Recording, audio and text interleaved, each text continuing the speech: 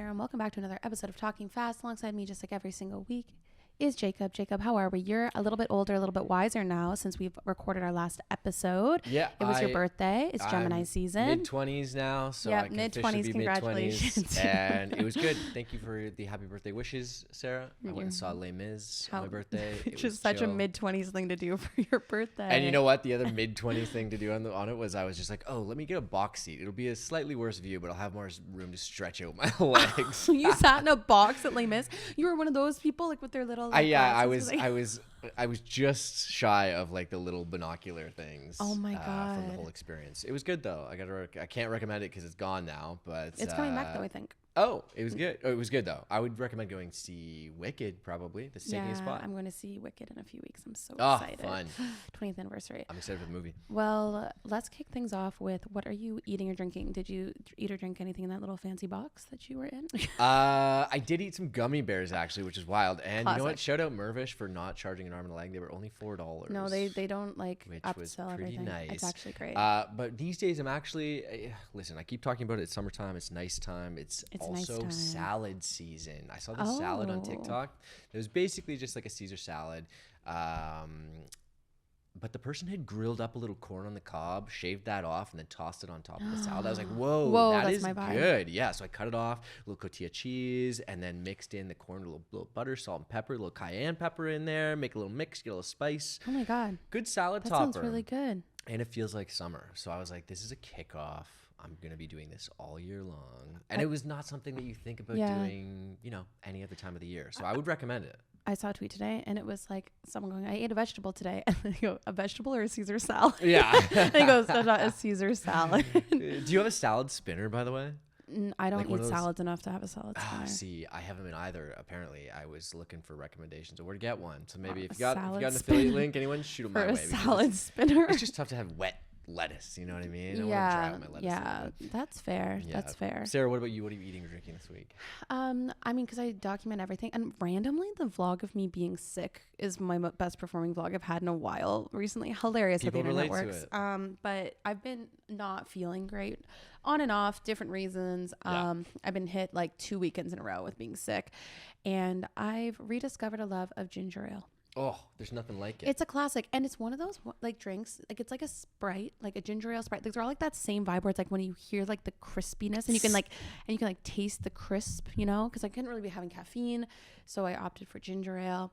And I think literally yesterday I drank 5 bottles of ginger ale. Whoa. Yeah, the little baby Canada Dry bottles, like the little yeah. But no, like I opted to not get the liter bottle because I was like, oh, that's ridiculous, that's too much. And then I think I ended up drinking a liter of ginger ale. So it is so don't good. sleep on ginger ale. Every time you have a sip, you're like 5% better. Yeah, and I feel like it's most commonly I order it like on airplanes and stuff like that. Yeah. It's like a big airplane drink.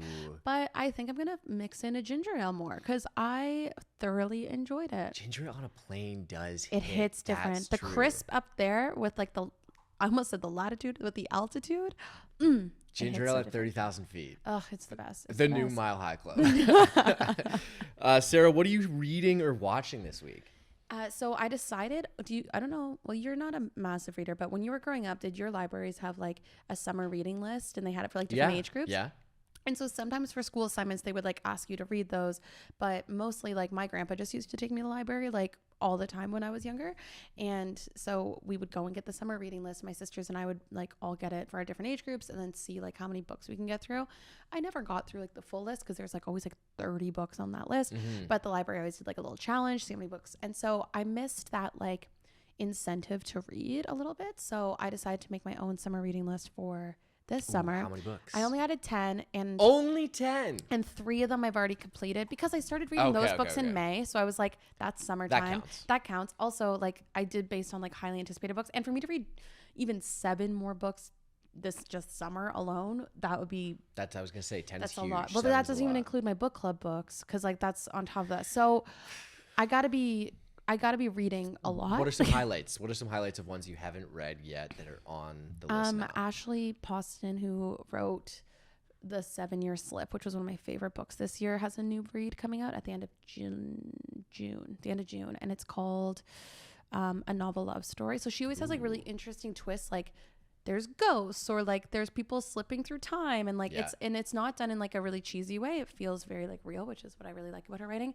And then I'm also going to start this book 28 Summers, which was really popular last year, but it's like a new author, Ellen Did you read it already, or you just no you missed it last but year? she has like she's like a Nora Roberts, like she's like a little bit older, like she's got like a whole lore with her, like people love her books, and so she has like 30 books or something. So if I get into her, then it's like you're like you got then a whole. So I'm really hoping I decade, like right, of Summers exactly. So I really hope that I like it. It's all set on like East Coast, Nantucket, like that vibe, and that's very my aesthetic. So let's hope I get some reading done. You can check out my summer reading list on Instagram and TikTok. I did post a full video, so you can join along if you want to. What about you? What are you reading or watching? Okay, well, I watched, just came out on Netflix, Scoop.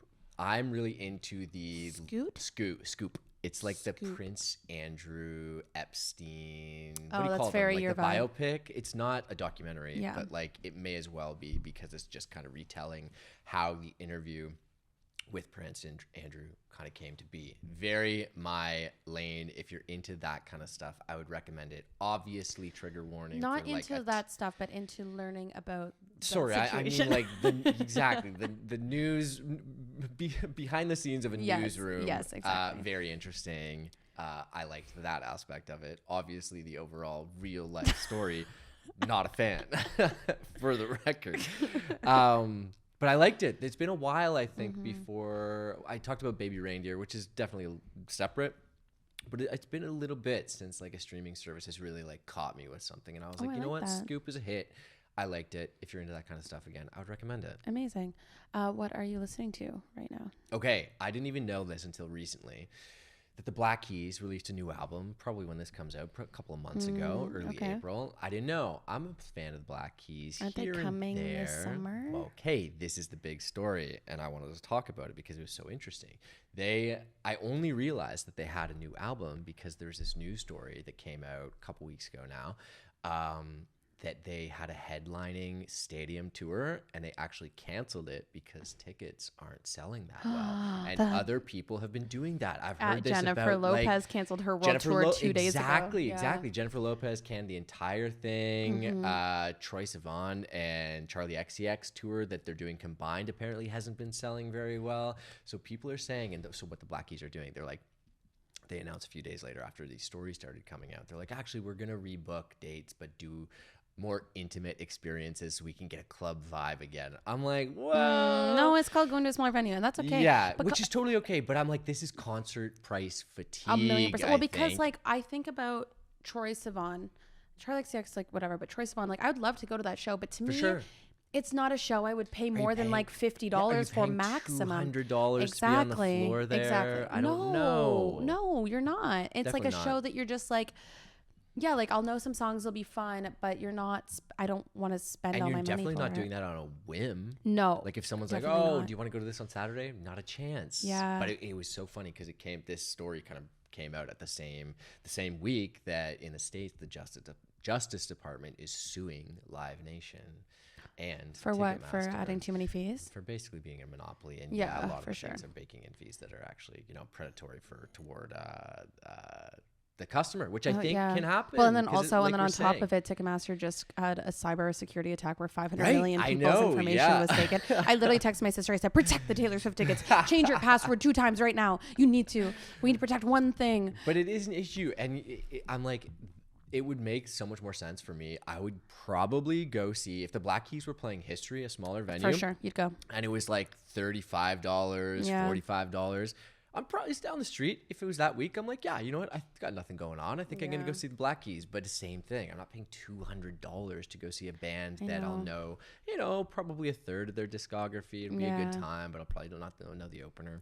I don't know. I just thought it was interesting. J-Lo was that way. Like, I actually would have loved to maybe go to a Jennifer Lopez concert because I just for the fun. I think it'd be kind of funny. I'd wear my big hoop earrings. Yeah. But even when I was looking at a Toronto show, which it doesn't exist anymore because she canceled the tour to spend time with her family, the tickets were like, it's starting at $225. I go, J-Lo, sweetie, if you're not selling tickets, like do some $25 ticket sales like how they do for Live Nation. If I'm paying $200, I want a VIP like literally sit down lunch with J-Lo. Like fully, like it's crazy. And that was for like 100 level tickets. So yeah, that's wild. I think you're right. I think we're finally seeing a term where everyone's like just sick of how expensive it is, and they're just not to bring it back. I hope that this whole thing, I hope that it brings back like the $30 club show ticket and more accessible stadium tour tickets. Completely agree. What about you? What are you listening to this week? Well, I only listen to one artist, and I just spent all my money on that one artist. So I just keep listening to the Tortured Pose Department, which is the anthology, which is funny because it's like not a summertime album. It's a very like sad girl fall vibe album, but it's in my life and world is the only album that exists currently, and I'm perfectly okay with that. Do you have like new favorite songs? No, I listen to Guilty as Sin and Down Bad pretty much every single day, and then I go through different vibes. I also like right now, like I'm Gonna Get You Back is one that I'm like obsessing over because the bridge is amazing. She added like part of it to the Eras tour, so now I'm excited because there's something new I'm gonna get to see when I go. And I just it's Taylor Swift's world, and I'm just living it. So I would say Down Bad grew on me to the point that it like the one complaint, we talked about this previously, that there weren't a lot of like radio hits on it. Yeah. But I do think that Down it's a good Bad song. Could be a radio hit. Don't know what though. I love. So my colleague, her daughter, she was like, my daughter's like a little Swiftie now. Like she's at every like birthday party for 9-year-olds has been like in my birthday era. Like everything's been Taylor Swift themed with the movie. Like when that came out, like hype last year. But this album switched things a bit, and she said that 9-year-olds no longer think Taylor Swift is cool because they didn't like her new album because it's too slow. Really? And to that I say, see you later. Gladly. Speaking of price of the tickets, maybe like the resale comes down a little bit. And so, well, for sure. And like the thing is, like I understand like for like younger kids, like they want like to sing along to songs and like how. But as a longtime fan, that's got to be a nice thing to hear. It's incredible like, because she's still mine. Because I love this album because because it is lyric heavy sad girl music, which is the reason I love Taylor Allison Swift. So if the little 9-year-olds don't want to hang around for more than an Eras Tour movie, then I see you later. Bye. Good riddance. Good riddance. Don't come for us in the comments. No, it's fine. It's fine. Sarah, somewhere you went this week? I went to a wedding, and it's actually the only wedding that I have this year, which is crazy. Whoa, okay. I feel like as a 27, by the time this comes up, 28-year-old. It's kind of rare. It's kind of rare, but it's because all of my friends are like just getting into like their relationships now with the people that they're going to like end up. Like it's that late 20s, like early 30s. Everyone's like starting to wife up now. Those relationships last. I know. And they are now just getting to this. So I think I'll be like eating my words in like 2 years. I think 2 years from now, I'm going to be like drowning in weddings and have to go to like 9 or 10 of them. Because the last couple of summers I've been going to like 6 or 7. But I feel like I'm about to hit that big wave. Like when we were in Nashville, Haley said to me at one point, she goes, isn't it so crazy? Like there's 7 girls here and we'll probably all be in each other's wedding parties. And I choked because I was like, 7 wedding parties?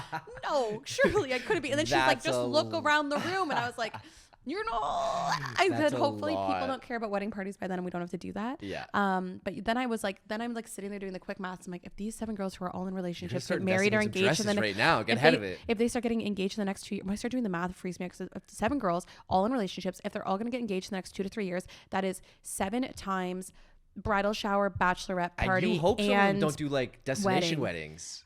I know. And so then that's a trifecta of those times 7. Yeah. I'm not doing that math because that scares me. And that's outfits I have to wear for each thing. And I will just eventually become a wedding guest content creator because like what else am I going to do? Maybe axe some friendships in that sense. Yeah, maybe I got to burn some bridges in the next couple of years. But anyways, I was very aware because I was at like a family wedding that was very small and low key. Okay, it was great. But I was still sitting there being very aware. I'm like, this is going to be my last like wedding list summer. Everything from here on out is going to be fun. Good DJ band. The DJ was great because when I asked him to play Taylor Swift, he played a Taylor Swift set. Oh, like he didn't just play like shake. This is what happens at every wedding, and I hate it. Wedding DJs. When I ask for Taylor Swift, they only played Love Story or Shake It Off. Which like guys, come on, like she's got you can do better. She has like 300 songs, and so when I asked him to play, I'm like, could you play Taylor Swift? I was like asked so like shy girl, and he goes, yeah, of course.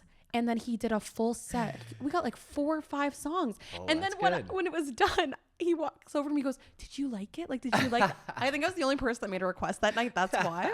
It was incredible. So I loved, and it was smart. Just do the little set. Then I'll never bother him the rest of the night. Yeah. It's all at once. You get your fix. I got my little dancing fix with like the 4 and 5-year-olds who were dancing with me. And then we were good to go. Oh, but it was wonderful. Fun. I like a wedding. Yeah. I'm going to 2 weddings any wedding tips? Wedding tips mine mostly revolve around making sure your feet don't hurt with shoes and stuff, but you don't have to worry about that. I better leave my heels at home. Yeah, you leave your heels at home. You'll be good. But no, you'll be fine. Just like, don't mix. This is my biggest wedding tip for anyone, actually. They always put wine on the table, but if you have not been drinking wine all night, don't touch it. Oh. Any night that I start drinking the wine at the table is a bad night. You have to load up and get 2 drinks at the bar before dinner starts so that you have enough. Yeah, and you limit it too, because like especially these are travel weddings and we're in and out and got early flights. You're gonna die. Don't start mixing the wine just because it's sitting there. I've made that mistake far too many times, and then I end up getting sick and having to drink a lot of ginger ale the next day. What about you? Where's somewhere that you went? Okay, speaking of concerts, I went to Boiler Room here in Toronto, which is in Woodbine Park here in the you East and End. the entire city of Toronto. That's what TikTok claims, and it honestly was true. It was, listen, the music was good. I had a good time with the music. There were way too many people in this park, and I hope that they stuck to their like legal city requirements. Code limits, yeah. It sold out, and like no one stayed at home because it was packed. And honestly, it killed the vibe a little bit because it was, listen, a typical Boiler Room event, you're like inside. Outside, does it really work that well? No. It's different. It's like a more of a festival vibe. But there were just way too many people, honestly, that like I was dancing on a platform at one point and there were kind of just bros jumping on it. It was like a trampoline. I was going to say, also, I feel like something like Boiler Room is like, it's a rave, right? Is that what I would call it? Yeah. Is it? And does rave etiquette kind of go out the window with an event like Boiler Room? Like, I'm assuming so. I feel like at a true inside smaller event where it's easier to kind of control things like that, it would be better. This one, it was kind of messy. It was a little bit all over the place. Yeah. Still, music good. I would go again probably. Yeah. But maybe don't do it outside next time. Shake it up a little bit. And finally, what is something that you did this week? You know, I love to talk about chairs. I'm in the midst of a chair project for the cottage. Whoa. This is one thing I learned recently. I like developing new skills.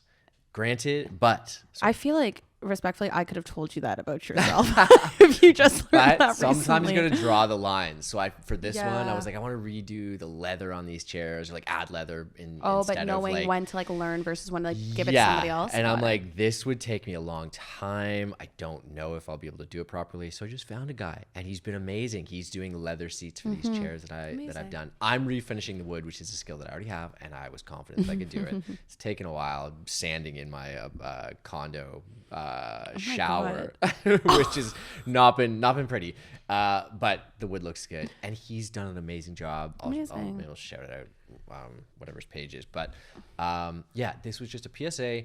If you want something done but don't have the skills, just you don't have to do it yourself always. I am such a firm believer in that. I think especially when it comes to like furniture, yes, but like home stuff, like for sure. Like, God bless my parents. They're like, they do a lot of home renovations themselves, but there's so many things where I'm like, let's just pay someone. One, you guys let's be real, you're getting older. What's the point of us stressing? Yeah. Like, I'm the first person that if someone has a better skill set than me, I will happily pay them to do it if it's going to take me way too long to learn it myself. 100%. So I was very happy to have done that. I'm excited to see how the chairs turn out. And one is done and one is almost done. So crazy. They'll be ready probably by the time this comes out. Something you did this week, Sarah.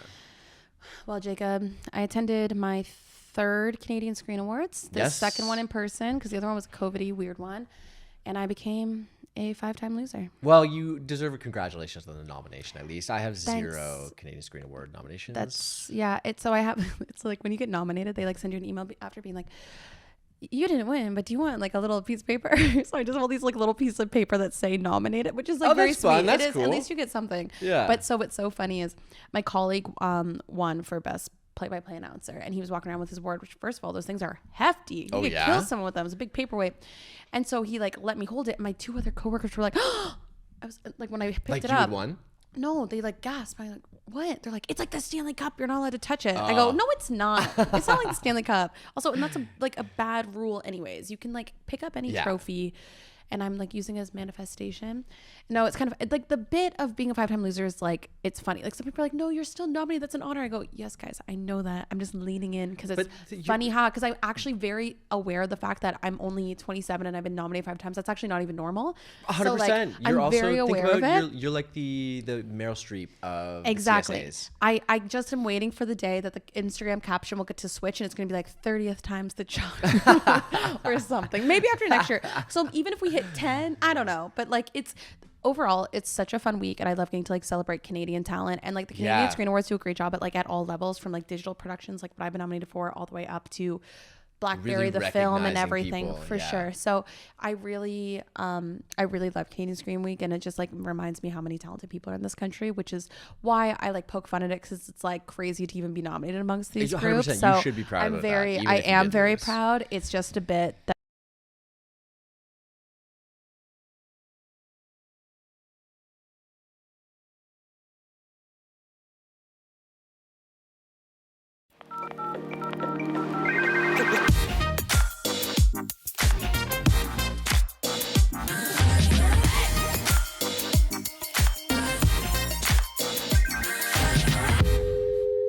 our next guest, I knew growing up as someone that brought Canada home our first women's soccer Olympic medal with an incredible goal in London 2012. But now this next generation is going to know you as the person that is bringing home the first ever Canadian professional women's soccer league with the Northern Super League. We're so happy to have Diana Matheson here, which this has been a long time coming.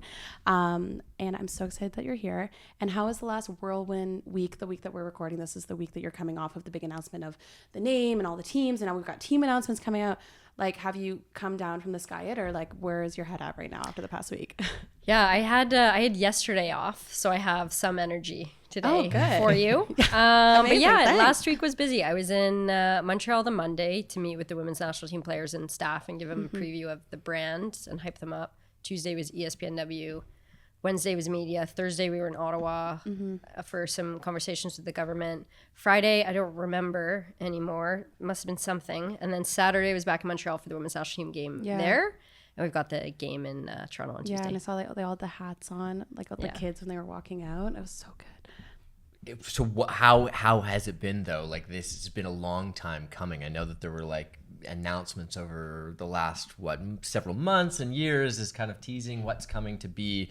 How long has the process been to, bring a league to Canada? And you don't have to give us the play-by-play of everything, but what's gone into it to get to this point now where all the announcements are coming out?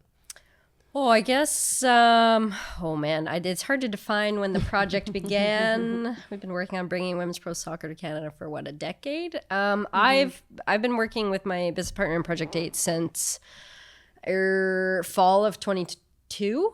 So since then, working on it, we've had the 6 teams more or less since the beginning of the year. And then there's just been a whole lot of boring things, building out the governance, working on our shareholders agreement. So there just wasn't a lot of announcements to share, really. And we had teams who wanted to own their own announcement. So we had teams kind of in our back pocket for a while, but we couldn't really go out and be loud and excited about them. So yeah, it just felt like we were quiet for a long, long time. But we've had the brand ready for a little bit too, and we tried really hard to keep that a secret. I think you did a good job. Like, I didn't see any leaks. And I was nosy as hell, and I didn't even ask for it. But is that a good problem to have teams wanting to own their own announcements and being excited about, sharing that with their own local markets? Obviously, the investment I know has been a huge portion of bringing the league here, but having people that are really excited to back it. Has that been an encouraging part of the process too? Yeah, for sure. I think it was part of the model we built, and one of the big differences between us and PWHL, because a lot of people put us in the same bucket, women's pro sport, but they're a single entity model. So it means they have one owner, one investor, an American guy, put in 200 mil as building the thing. And very efficient. They can make a lot of decisions up top, build everything. Yeah. We sold franchises. So we sold to owners and investor groups in each market. So it's a lot more out of the community driven. So they do get to own more of their own branding, their own announcements, which is exactly what we want. We want them to be stronger in market from day one and own exactly what they are. And there's no way we could launch a team in the the Maritimes or in Montreal the way that they could. So for sure, it's better that they're doing it. Personally, I saw the Toronto team announcement come out today, or the branding, I guess, and I was excited about that. I was like, well, I got to get a jersey all of a sudden right now. But it was nice because that you do have that connection as someone. I mean, I'm supporting Toronto because I'm from here, obviously, but I'm on the fence on who I'm supporting. I might be. Well, I mean, like I we'll see.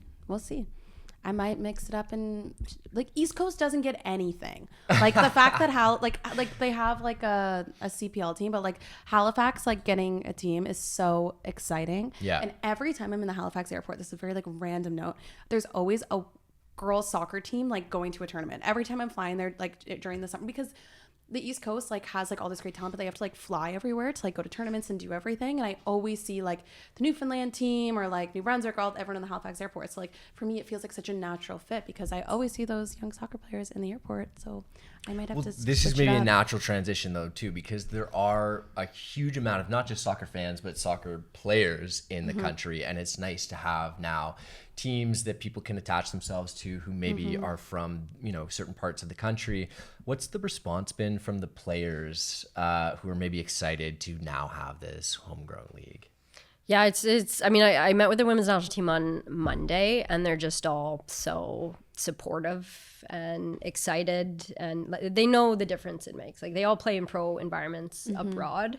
And they know this is the one piece that's been missing. And from a soccer perspective, those high performance pathways from coast to coast, just like you're saying, we need one out east so we can actually develop the talent that's there. There's talent everywhere, but we're only really developing it in 3 cities right now across Canada. And it's about developing all the rest of that talent. And the women's national team players, even the ones we know are on contracts, we know aren't going to come back day one, they're still here to support however we can. And then we hear so much from, you know, we get emails from Charlotte and PEI telling us what this is going to mean to her, or kids that are now in university that are staying in soccer because they want to play pro, or kids that have retired now from soccer but they want a job in the league. So yeah, we get a lot of outreach. It's really, really nice.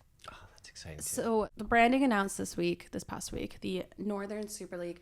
I'm so curious. Like I picture when I try to name things for like work purposes, like people are just in a boardroom. If you have like sticky notes, like how did you guys even start? Because it like Project 8 was the title you guys were working under prior to this. But like where do you even start to try and name a professional sports league? I feel like that's it's like naming a child. It's a very daunting task. Yeah, we started, my business partner Tom and I started pretty much that. Every 30 minutes we had free, we would throw names at a wall, you know, tons of research, see what was out there, try different things, draw from North American sport, draw from global soccer. We came up with only terrible names. And then we hired professionals. Did you film that part? Pretty much anything, and probably anything you could think of that would be like an okay or worse league name. We sort of came up with that. And then we worked with an agency. We hired professionals. Tom had a company in mind from beginning, Broken Heart Love Affair. They've done some amazing campaigns. And we just gave them as much information as we could about the league, what women's soccer meant in Canada, what the aspirations of the league were, all these pieces. We told them, you know, draw on North American sport, like I was saying, but look at the global soccer names. We had a really good conversation about whether we put Canada in the title or not. Because actually global professional soccer leagues don't really have the country name in the title. So that's a very North American sport thing. So we're like, we don't necessarily need that, play around with that. Had a really big discussion about whether we put women in the title or not, because, you know, it's a huge part of what we're doing, opportunities for women on and off the field. Do we want to own it? Or the trend obviously has been, well, why is it women's sport and it's just sport for men? And can we go a bit towards that? And at the end, it felt a bit more inclusive not having women in it, especially for, you know, the conversations around non-binary athletes, trans athletes, having it more welcoming that way. And yeah, I honestly was surprised at how much I liked the name, because I thought we were going to come up with something that was like okay and then it would grow on me, and I loved it from the very beginning. It feels like when I first saw it, it just looks like, one, the branding is like beautiful, like the logo and everything, but two, it like feels like powerful. Like that's like the word that came to mind when I saw it. Like it describes it perfectly. I love like everything with like Northern Lights, North Star. Well, like I was gonna say too, because did you pay off that Mother Nature? Because a couple of days before the announcement, or a week before the announcement, there was like the big North American Northern Lights visible everywhere. I was like, I know everyone in the league was so excited. They're like, this is a sign. Like it's a literal sign. Yeah. See, I love that, because then it was like, if it just like stuck with you right away. I also I like not for all the same reasons that it's not women in the title of it. I think you're right. Like I think the PHF, before they had to disband and it became the PWHL and everything, they were like kind of one of the first to do that, and I really liked it.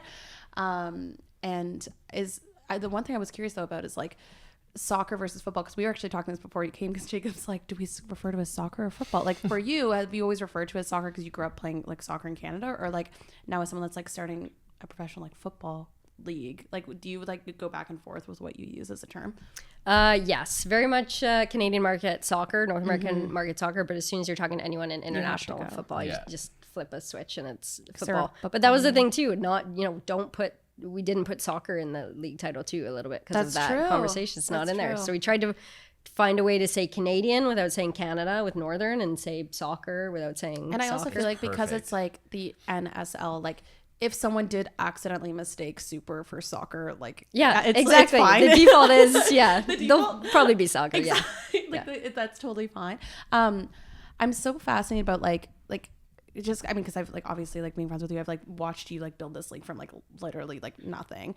Was there something that changed for you the day at the ESPNW Summit when it was like fine? Because like obviously you've been sitting with the branding and the thing, you're so in it every day, but like when you're at a big event like that where you're like announcing it again, like we obviously knew that the league was coming and you guys have been working on it, but did something shift? Like did it feel like different, give you a different like level of excitement, or oh shit, this is actually happening, when you did the big reveal at ESPNW? That's a great question. And I feel like it maybe should have more than it did, but I was maybe a bit too tired to experience those feelings, because it's a little bit, the name and the branding was with us for a bit. The teams were with us for a bit. Like we've all been working on this, and it was a momentous thing to share it, to say we're actually doing it. Like the documents are signed, here's the branding, get the response from Canadians to get, for the most part, people seem to like it. That's great. But yeah, I feel like it should have hit me a bit harder than it did, and maybe it will a bit more in retrospect. I had lots of smart and respected colleagues and friends reach out and send a text me like, make sure you enjoy it this week. But I maybe took in a bit of accumulated fatigue to the event. It'll hit me later. The territory, and probably because there's also a decent amount of work still to be done before kickoff, right? Yeah, it was one of those. It was one of those things. I feel like it happens all the time. You set this big goal, and you're like, "Oh, when I get to that point, it's going to be like the thing we're going to celebrate." And then inevitably, by the time you get to that thing, you're like, well, I'm really tired, and now there's just these next 12 things to do. So you keep going and you keep rolling, but I'm sure we'll. It's like launching anything. It's like launching anything though. Like I think people like a lot of the time also like for like a launch or an announcement of something, it's like, oh, but now like the real work starts, for lack of a better term, because it's like, oh, now everyone knows about it. Now there's like all this stuff tied to it, and then it's like now. Yeah, like, and that's, I mean, you mentioned it off the top too. You said, trying to bring a professional women's soccer league to Canada has been something that's not just the last couple of years, but also the last decade plus. So yeah, you should be proud of that for sure, because that is a huge accomplishment that I'm sure that the entire country will be happy to have this in our space now. What is a decision? I'm so fascinated because I really want to ask like nitty gritty questions. Like, what is a decision you like didn't even think that you'd have to make, that you've had to make as like starting a league?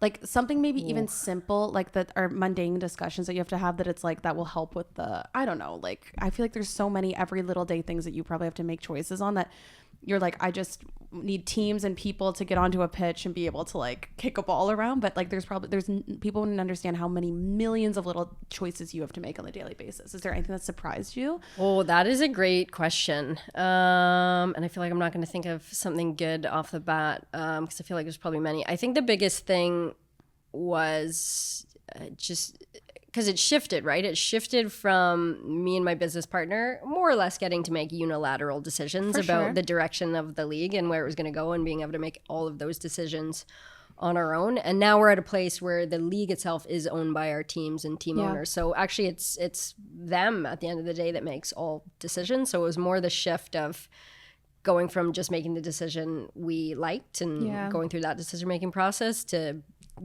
building consensus more and getting feedback from the team owners to see where they were at and having conversations. So I don't know how you're managing style, but is that a relief to you, or is it kind of like no, that's exhausting. Building consensus is exhausting, and it's been great too because it's a startup, so we get to add people as we go, and we've had the opportunity to add a few more really top people in the last few months. We'll be announcing more of our league leadership over the next few weeks too, and just having some badass women from sport and business come in and getting to watch them work, and having the folks that have had experience in pro leagues and dealing with owners in those dynamics. It's been really interesting learning from them. But yeah, that's an interesting point, because like what you said about like you said, it's women's sports, like the PWHL people like will naturally compare to, because it was a league that kind of popped up really quickly. But it's the reason that they were able to do that is because it was one leader at the top down with all the money that then dictates how it goes, whereas like you're having to compromise on things. You're having like, I'm sure like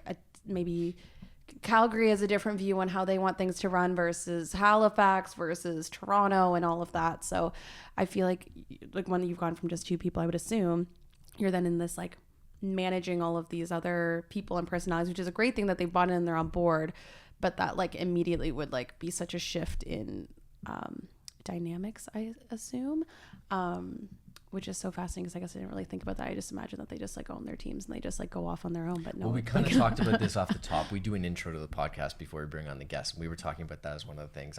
I was specifically speaking out hiring someone who is a professional leather worker to I'll make the connection here, to refinish a chair, because that's not a skill that I need to learn. But we were basically talking about how it can really elevate a project when you get a lot of smart minds in the same room that can take it from, somewhere where you've carried it for a long time to then, okay, what can we build this into next?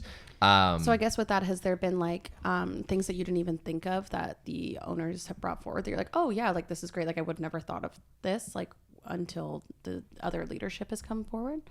Yeah, and tons of other people too. Like we had the same approach. The best leaders I've ever played for, worked for, A, had no ego, and B, surrounded themselves with people smarter than them. And Tom and I had not worked in professional sport before, and we knew that was a pretty big gap. So on every bucket of things, we tried to surround ourselves by advisors who could give us more information than we had in our heads. And we're lucky that it's a project that people want to help out with. So we've been really lucky in the people we've been able to attract and just give us so much information about things. I think it can be endless. I feel like every bucket of what we're doing is so big and becomes its whole project. And even like marketing and the number of things that are in marketing and how deep they go, and learning those different buckets as it pertains to sports, and like division of the assets we're selling and how everything breaks down so minusculely, and we have to decide what we're splitting up between the league and the teams and who's selling what. Everyone's aligned on we just need to make as much money as possible across those things, but that doesn't even necessarily give the straightforward answer to. So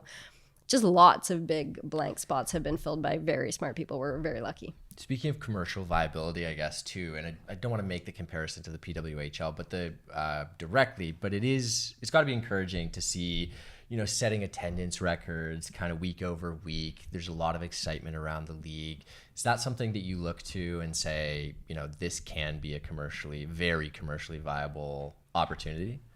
Yep, for sure. I mean, we already knew it was. Like, people in women's sport knew the market was there, and no one had really built a business around it yet.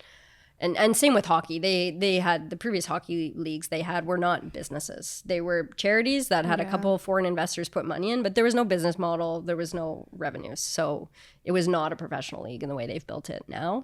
But them being out in market first and doing the way they did, everyone in women's sport thought they would do well. I think they've outperformed even what we thought, women's hockey people thought.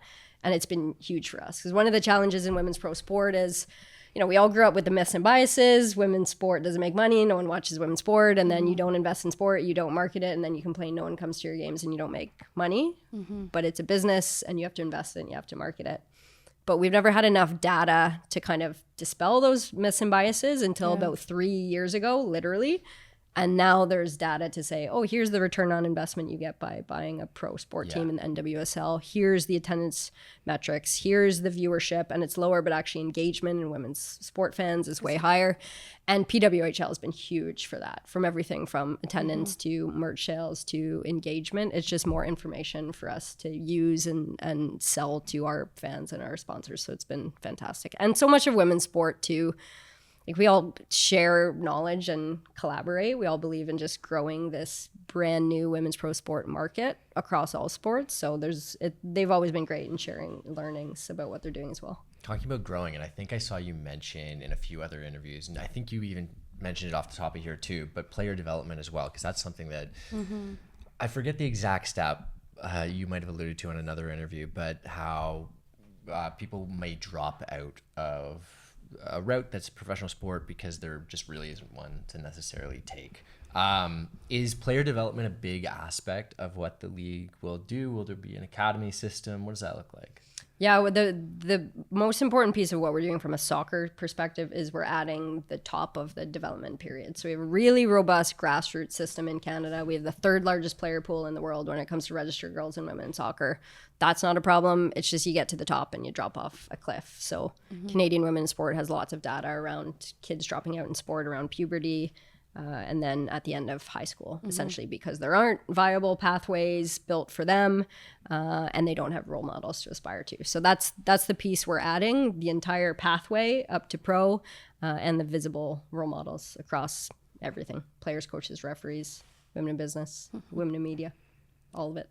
What I'm curious for you is, do you still, like, on the day-to-day see yourself as a player or as are you like the commissioner? Like, what's your title? My title is not announced yet. Okay, sorry. Yeah. But, like, do you still see yourself as player, like day to day, like do you feel like a player, or do you feel like a league leader? I don't feel like a player anymore. I was and I don't miss it too much. I get asked that a lot. I played for a long time. I broke my body down pretty good. I'm good with them doing all the work now. So not really a player, but I don't know, maybe not quite full-time business person. Like, you're almost like there's a Venn diagram and you're kind of living in the middle of it. Yeah, I feel like the retirement for athletes, I feel like it really hits us between years 2 and 4. So I'm right in that sweet spot. So we'll see how it goes. And granted, like, your retirement came at a time where it was like COVID, like weird timing of everything too. So it's like makes everything a little bit different. Did you have I'm not super familiar with your background, but in terms of business acumen, like, did you always aspire to start a women's role? professional Yeah. From scratch? Nope. My background, I feel like I always had, in hindsight, like a bit of the entrepreneur bug when we had a platform to do things after 2012. Me and some teammates did some camps and speeches, and I was always kind of organizing those. I helped build the Players Association for the Canadian women's soccer team as well too. So I always had kind of like a few side things on the go. And then when I retired, I knew I was more interested in the business side for sure. And I just wanted to be involved in whatever was happening in women's pro sport in Canada and however that was being built. So I went back to school because knew I needed a couple letters behind my name to be taken seriously by some folks in sport. So did that for a couple years and then just learned as much as I could about the industry. And I talked to as many people as I could in Canada to figure out who's building what, and no one was building anything. So she went just went for it myself. Just went for it.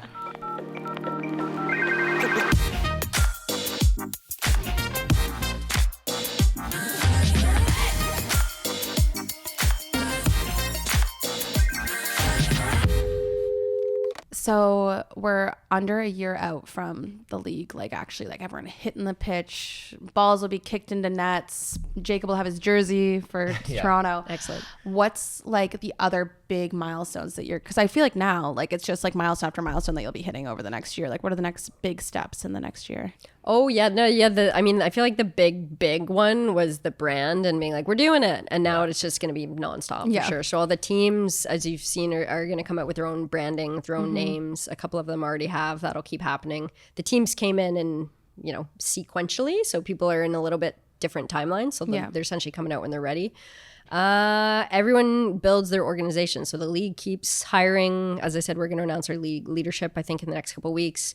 The teams are hiring business and then sport leads. We're starting to talk to players. All the teams have to build a roster from scratch, which will be super exciting.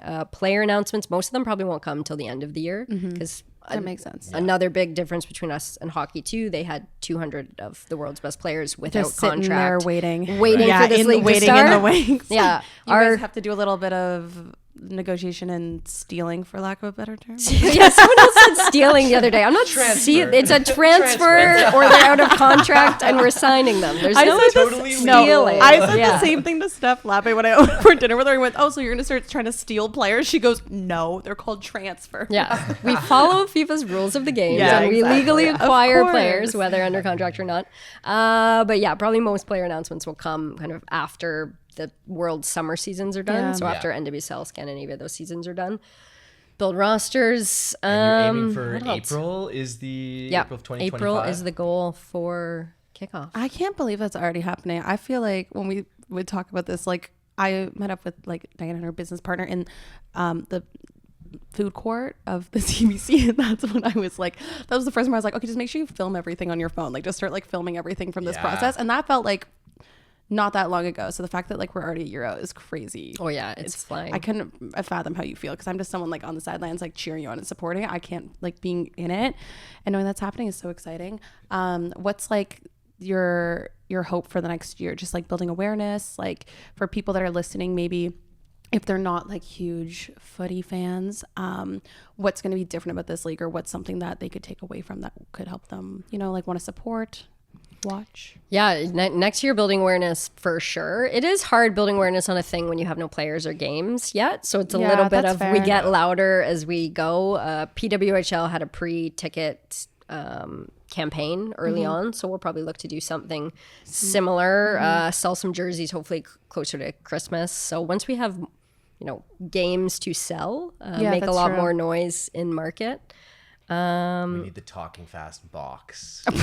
Yeah. We could start becoming like a radio show where we give away tickets to games every single week. I've always wanted to do that, like treat the podcast like a classic radio show where it's like we buy the Toronto Ultras for look, if they need sponsor, what if we buy a sponsorship on, do they do that like in hockey, like, you know, like the little things on the side of the soccer field? Asking when we have yes, can I buy that? Okay, we'll talk. Well, she's like, well, we'll you see can how see if the goes. price point matches you. I don't know, Diana. We gotta. We'll see. That's so fun. What's something that you're hoping is different about this league than other leagues around the world? Great question. And one thing I really love about what PWHL did was kind of play around with the rules and have some fun with that. I love it. Like we cannot do that because FIFA. So you're not allowed FIFA to? Makes all the rules and we really cannot mess with them. I think what's different about us, I feel like it's a super cheesy answer, but I think what us in women's sport really love about women's sport is it feels like it's all the best bits of sport and not a lot of the kind of negatives that have come either from, you know, really ingrained negative cultures within sport, whether it's in, you know, fandom or hooliganism or whatever it is, or like the really excess commercialization of North American sport. We get to be more community, we get to be more grassroots, we get to be a little more inclusive. The people that show up at games aren't starting fights. There's a really strong community in women's sport fans, no matter the team you support. Really great representation of the LGBTQ community there. I think an exciting part for me, an area of growth, I think, because again, this is a very new industry, women's pro sport. Arguably, I think it's really only been around for 5 years with real investment going into it. For sure. And we live in Canada and we're playing soccer. So we've got this mix of soccer is known for some of the best fan culture out there. Going to a soccer game internationally, part of the atmosphere is what the fans are doing and the songs and the drums and all the things. We live in Canada where, no offense Canada, but we tend to have some really boring fan culture where we are quiet and polite. Yeah, go Canada, go. They just sit there quietly. Hands crossed. But I think with this, our teams get to build their fandom and their supporter groups from the beginning, and the fans get to build what this experience is like with them. And I feel like that's an opportunity where we can create this really cool and unique Canadian women's pro sport environment in our stadiums. And you saw that with women's hockey already, exactly. too. And now we get to do it coast to coast with our teams. And I'm excited to see what that becomes over the first few seasons. That's so exciting. I will call it now. I do think Halifax is going to end up being your most rowdy fans. There's something about the East Coasters that will like be day drinking on the boardwalk, and they'll be throwing their donaire. No, but I think they'll be the most rowdy. So maybe there's just another pro for why I need to join it. Can't beat them, join them. You know. Thank you so much for coming on today. I'm so excited to see what the next year has in store. I'm excited to hear what your title's going to be. I'm excited to hear everything else that's going to happen with this league.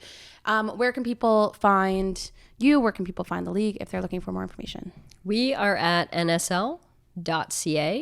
Also, you can go to shop/nsl.ca and get some cool league merch. I think this will probably only be a limited run, so get it while you can this summer. The stuff is so we probably move on. It's so good. And yeah, our teams are coming out with their own branding as they go this year. So we've already got Calgary Wild FC in market. Love their branding. I love it. And AFC Toronto City is in market as well. Jacob's got to get. I guess that's what I'm getting for Christmas. If there's going to be jerseys, but yeah, before then for sure. Before then, thank you so much for listening to yet another episode of Talking Fast. You can find us every single Wednesday wherever you find your favorite podcast. You can also subscribe on YouTube if you aren't already, so you can watch the full episodes.